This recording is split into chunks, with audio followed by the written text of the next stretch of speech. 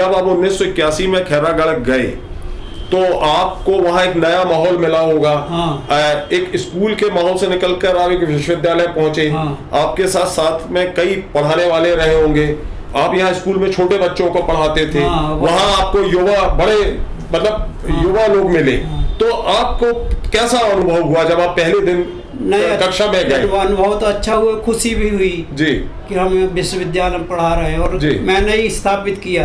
World में कहीं नहीं लोक संगीत किसी भी यूनिवर्सिटी में। जी जी वहाँ मैंने स्थापित। अच्छा, आप वहाँ के मतलब एक तरह से फाउंडर हाँ, उसके मतलब फैकल्टी लोक संगीत के। हाँ। तो उस समय वहाँ पर आपके साथ पढ़ाने वाला व्यक्ति कोई और दूसरा नहीं? कोई नहीं था। तो आप वहाँ गए तो क्या कोई सिलेबस भी होता है? सिलेबस हमने बनाया। अच्छा, वो सिलेबस आपने वहाँ जाके बनाया। तो उस सिलेबस में आपने किन चीजों को ध्यान रखा? सब चीज, नृत्य, गीत जी, संगीत जी, ये सब ध्यान में रख के सिलेबस बनाया जी। और जो ओरिजिनल नृत्य होते थे गांव में जी, उन्हीं को सिखाया हमने वहाँ। तो अच्छा, दूसरा एक चीज और हम जानना चाहते हैं कि किसी भी विश्वविद्यालय में जब पढ़ाई लिखाई होती है तो सिलेबस होता तो पुस्तकें होती, किताबें होती हैं। हाँ। तो आपने जब 1981 में गए तो क्या लोक कला की कोई पुस्तकें उस समय वहां मौजूद नहीं थी? तो उसको फिर कैसे विद्यार्थियों को आप समझाते थे? मतलब लिखवाते थे। अच्छा जी। हमको जो मालूम आपके जो मतलब अनुभव था। हाँ। उसके अनुसार आपने लोगों को लिखवाते थे क्लास में। जी जी। और व्यावहारिक शिक्षा भी दी जाती होगी। हाँ। मतलब उनको नृत्य की जो सैद्धांतिक के साथ व्यावहारिक, ये भी आप करते हैं? व्यावहारिक तो हाँ, ये व्यावहारिक में ही आता है। जी जी जी। तो वो आपके लिए मतलब एक कठिन समय था। हाँ जी। तो उस समय जब आप गए तो आपका निकाह भी हो गया होगा उस समय तक, 81 में? 59 में हुआ। तो परिवार के लोगों ने एक स्थान से दूसरे स्थान पर जाने पर अपनी सहमति दी? परिवार यहीं रहा। अच्छा, परिवार यहीं रहा बीजा डांडी में। हाँ। तो आप खैरागढ़ चले गए। हाँ। तो वहां पर उस समय जब आप तो अकेले थे, फिर धीरे धीरे लोग जो कला विभाग था उसका स्वरूप कैसे फिर आपने उसको किया? वहाँ संगीत के नाम से जी 2-3 टीचर पहले से अपॉइंट थे जी। तो उनके साथ में हमने मिलके जी उनको भी सिखाया हमने। अच्छा, तो वो जो संगीत वाले थे वो मतलब वो तो लोक संगीत वाले नहीं रहे होंगे, शास्त्रीय संगीत वाले रहे होंगे। तो आपको उनके नाम याद हैं किन्हीं के? हाँ, भरत पटेल जी, तिवारी का नाम रामकृष्ण तिवारी जी, ये 2 टीचर थे। जी जी जी। तो आपके समय में रूप कुमार सोनी थे क्या? हाँ, जो सितार बजाया करते थे जबलपुर के। हाँ। अच्छा, तो खैरागढ़ में थे। हाँ। तो उनके साथ भी आपका संपर्क बड़ा होगा, परिचय हुआ? संपर्क, हम जाते हैं, जबलपुर में रहते हैं। तो रूप कुमार सोनी जी से आपकी मुलाकात होती है? जी जी, बात भी होती है मोबाइल से। जी जी जी जी। तो मतलब एक माहौल, बहुत अच्छा माहौल था। अच्छा माहौल था जी। और वो उस समय विद्यार्थियों की संख्या कितनी रहा करती होगी? मतलब लोक संगीत विभाग में तो 25-30 अच्छा 25-30 आते थे। हाँ। तो वहां पर जो एडमिशन होते थे वो कैसे मध्य प्रदेश के विद्यार्थी लेते थे कि पूरे देश के विद्यार्थी? पूरे देश के विद्यार्थी। तो अलग अलग प्रदेश के आते होंगे, तो मतलब कोई उत्तर नॉर्थ ईस्ट से आता होगा, कोई गुजरात से, पंजाब से, अलग अलग जगह आते थे। तो उन लोगों का लोक नृत्य, उनका भी तो कुछ लोक नृत्य रहा होगा? नहीं, हम तो अपने से जो हमको मालूम था वही सिखाते थे हम। जी जी जी जी। तो उस दौरान जब आप वहाँ पर प्राध्यापक हो गए, रीडर हुए, फिर आप वहाँ पर प्रोफेसर बने, तो आपने कुछ एकेडमिक काम भी किया होगा, कुछ पुस्तकें भी लिखी होंगी? लिखी है कि जी। तो पुस्तकें कौन कौन सी लिखी है आपने? मध्य प्रदेश का लोक संगीत, भारत के लोक नृत्य जी, गौड़ जनजाति के लोकगीत जी, बैगा जनजाति के किसका सांस्कृतिक जीवन जी।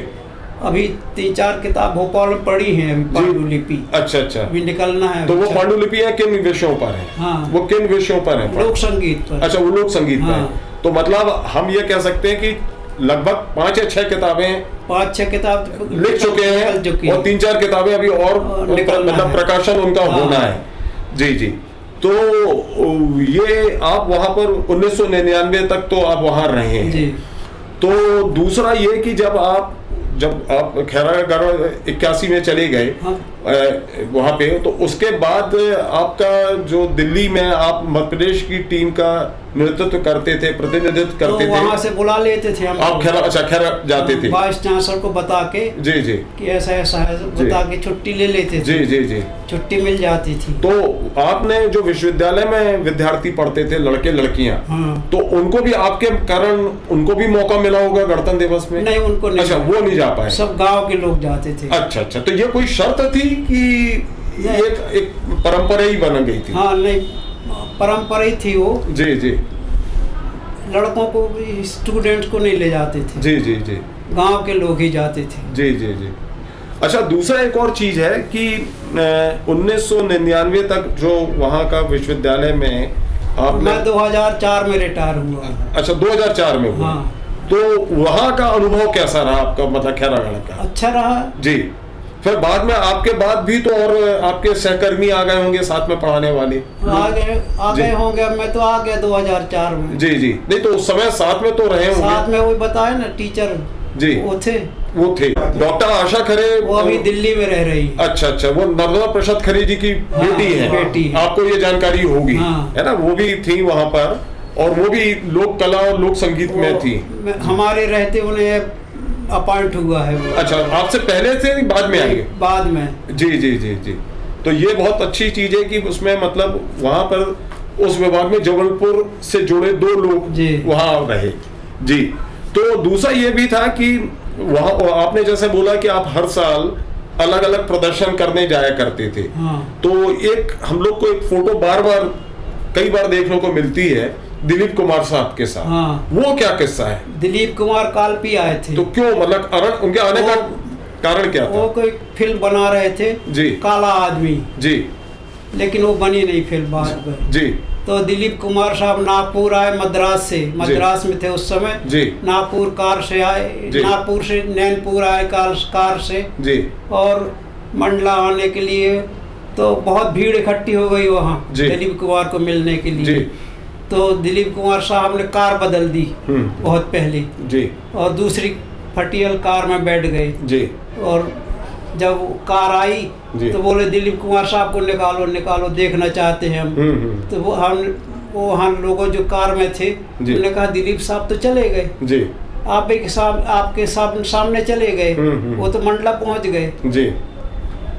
तो आपसे मुलाकात उनकी कैसे हुई? वो कालपी आए थे। तो कालपी में हुआ, तो आप लोग की जैसे नृत्यों की प्रस्तुति होती तो उनने यहाँ का आपने देखा? अच्छा, आपका देखा। हाँ। तो वो जो लोक नृत्य का कार्यक्रम हुआ तो वो क्या विशेष रूप से दिलीप कुमार साहब के लिए हुआ? नहीं, जो पहले से होते थे जी जी, वो रूटीन में जो होते थे वही दिखाया। तो वो कितने दिन आप लोग के साथ कालपी में रहे? 1.5 दिन रहे वो। 1.5 दिन रेस्ट हाउस में जी जी। तो उन्होंने जब नृत्य देखा तो उनकी क्या प्रतिक्रिया थी? उनने तो बहुत प्रसन्नता जाहिर की जी जी। और लेकिन वो फिल्म बनी नहीं, फिल्म बना रहे थे काला आदमी। तो क्या मतलब ऐसा उनका कोई विचार था कि वो जो फिल्म बन रही थी उसमें यहाँ का लोक नृत्य और लोक संगीत भी रहे? उसी के लिए आए थे। अच्छा, उसी के लिए आए थे।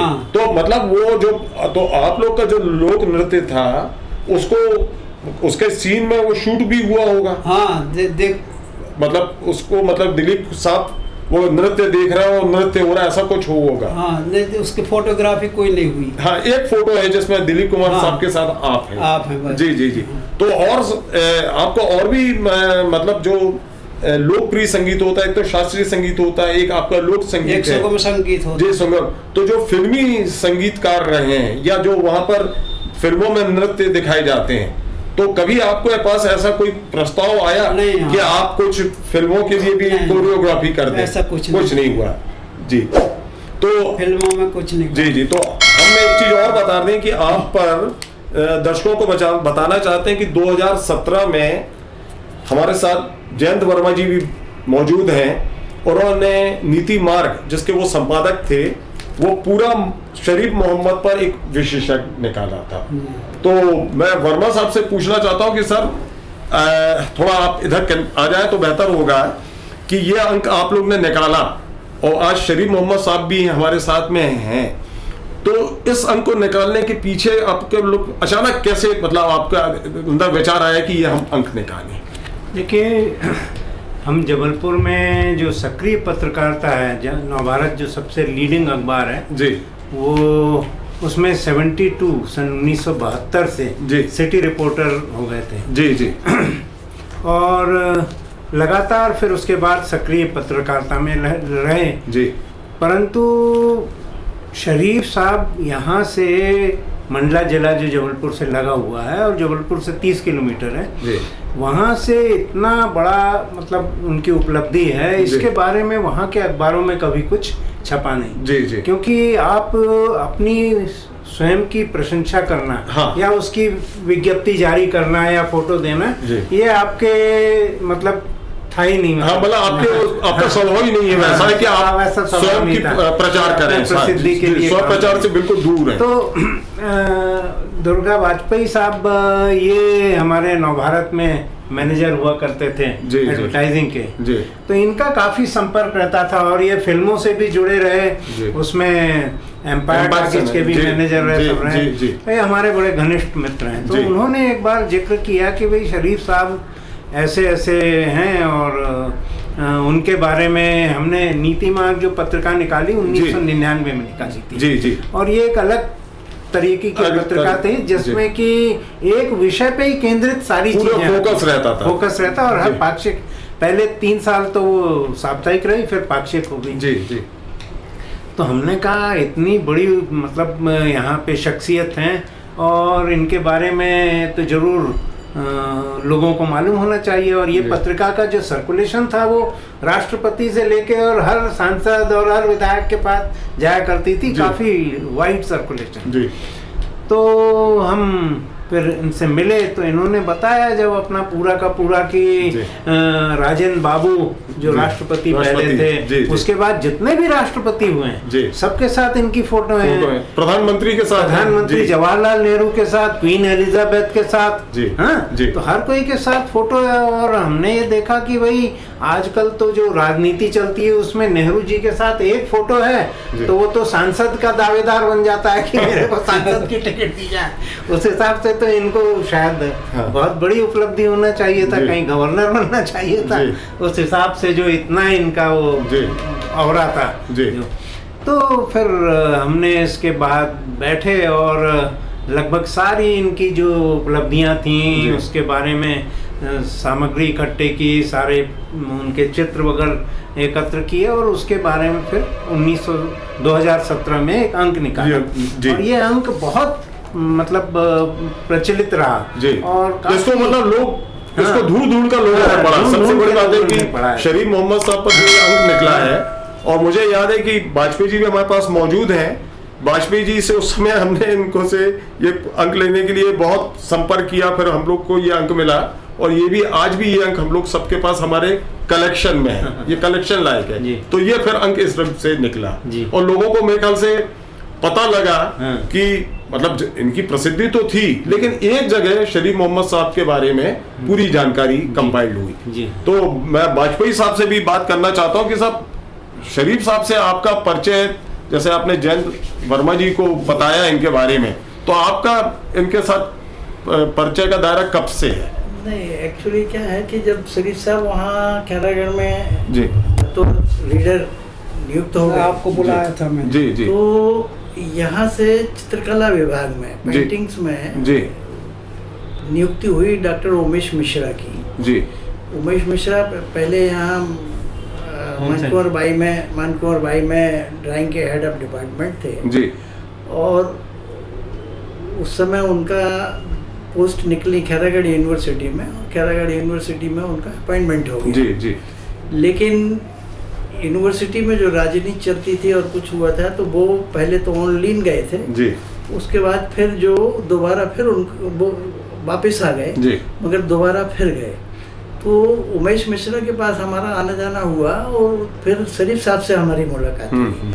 तो शरीफ साहब और उमेश मिश्रा दो ऐसी हस्तियां थी खैरागढ़ यूनिवर्सिटी में कि जो पूरे यूनिवर्सिटी का संचालन के लिए बहुत महत्वपूर्ण दायित्व निभाते थे।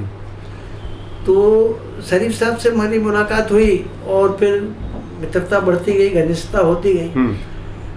तो शरीफ साहब ने फिर एक कार्यक्रम रखा था जिसमें मैंने MA की क्लासेस शुरू करने का था जी।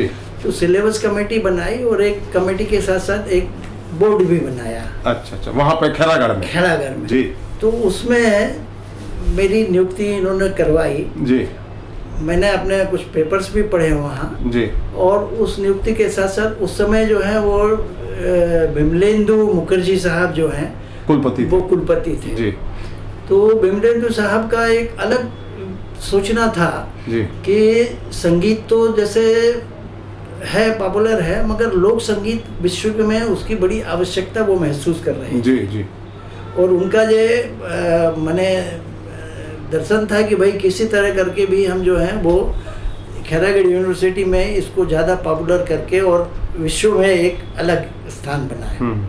क्योंकि उनके लड़के जो हैं वो बुद्धादित्य मुखर्जी वो बहुत माने हुए सितार वादक थे जी जी। और मुखर्जी साहब जो हैं वो संगीत पर तो रुचि लेते थे मगर भिलाई स्टील प्लांट में वो जनरल मैनेजर भी हुआ करते जी जी।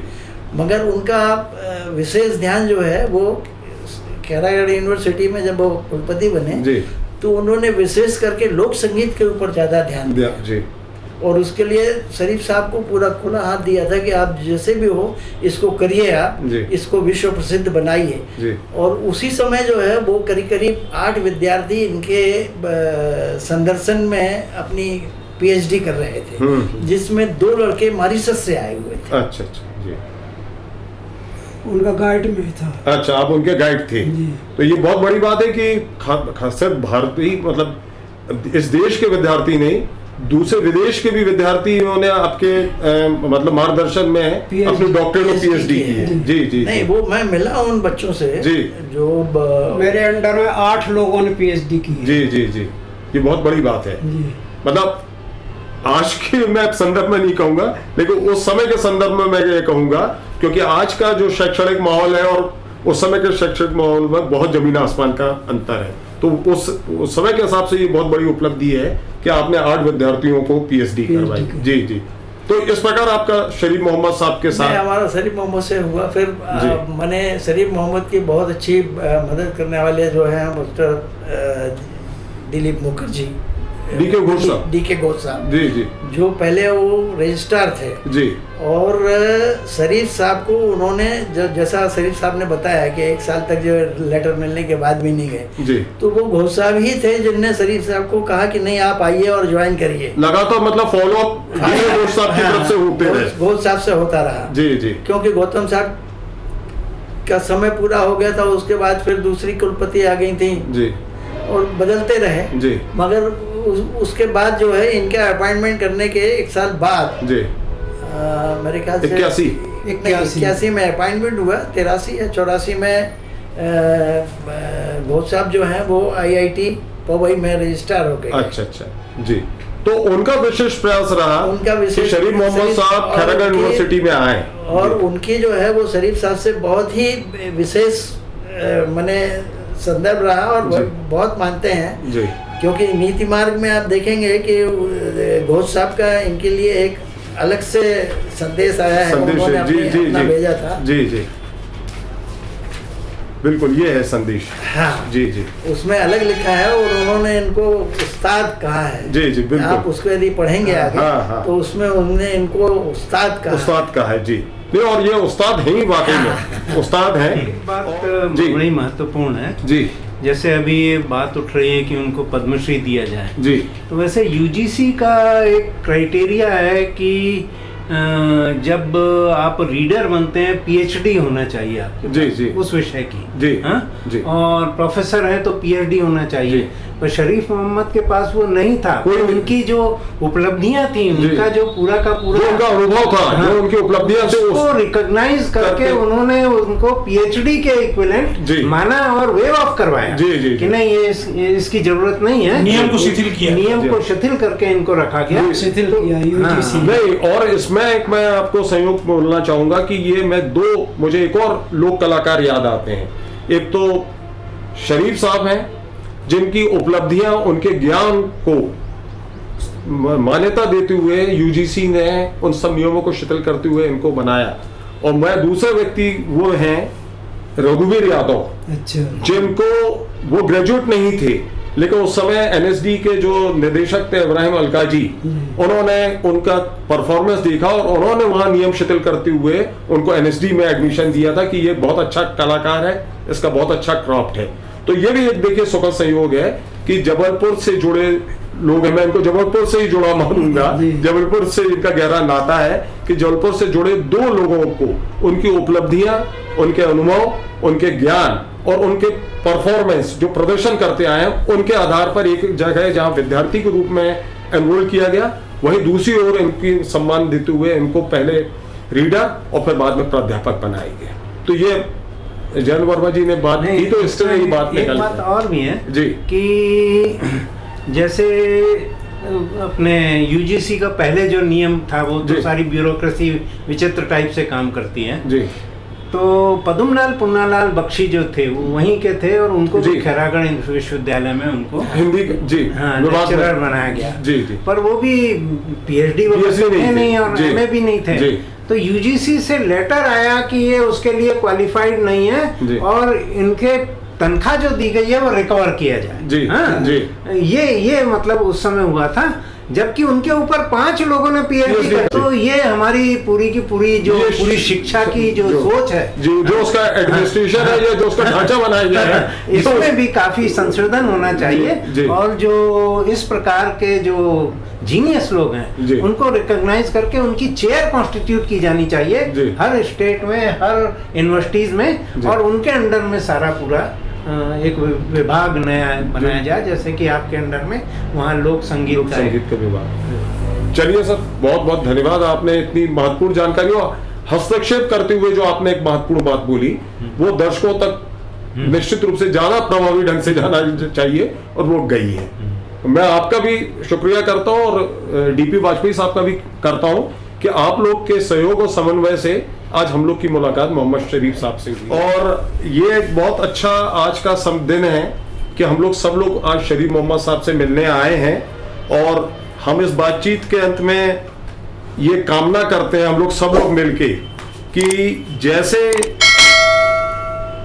इनके गुरु रहे शेख गुलाब साहब, उनको पद्मश्री मिले, हम चाहते हैं इस वीडियो के माध्यम से चाहते हैं कि मोहम्मद शरीफ साहब को ही भी उनके कामों के योगदान को देखते हुए प्रदेश सरकार, केंद्र सरकार और जो भी इसके नीति निर्धारक हैं उनकी सम्मान देते हुए भविष्य में जब भी मौका आए वो शरीफ साहब को पद्मश्री की उपाधि से जरूर सम्मानित करें। ये ऐसा हम लोग का मानना है और वो जो परंपरा शेख गुलाब ने की उस परंपरा को ये आगे बढ़ा रहे हैं। ये परंपराएं अनेक शिष्यों से आगे जा रही हैं।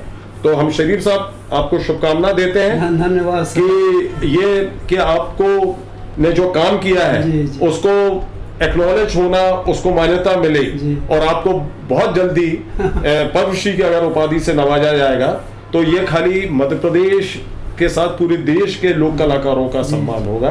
आपने हमको इतने इस उम्र में इतने साथ हमारे साथ बैठकर आपने बातचीत की, हम आपके शुक्रिया व्यक्त करते हैं और ये बहुत अच्छी चीज रही कि आपने हमको अपने जीवन रूप से जिस चीज से इतना अवगत कराया है वो हम लोग कहीं ना कहीं उसके निष्कर्ष पर पहुंचे और इस बातचीत के माध्यम से पूरी दुनिया को भी पता लगेगा कि जौनपुर से 30 किलोमीटर एक छोटी सी जगह है बीजा डांडी, वहां पर मोहम्मद शरीफ साहब आज भी रह रहे हैं और मोहम्मद शरीफ साहब आज भी अपने लोक कला के लेखन से हैं। यहाँ तमाम पुस्तकें हैं, यहाँ पीछे उनके जो आइडेंटिटी कार्ड भी हैं, सर्टिफिकेट्स इस पूरे कमरे में रखे हैं और आपने इन सबको सहेज कर रखा है कि अब जो आने वाली पीढ़ी है वो कम से कम इनकी गवाह बन सकेगी।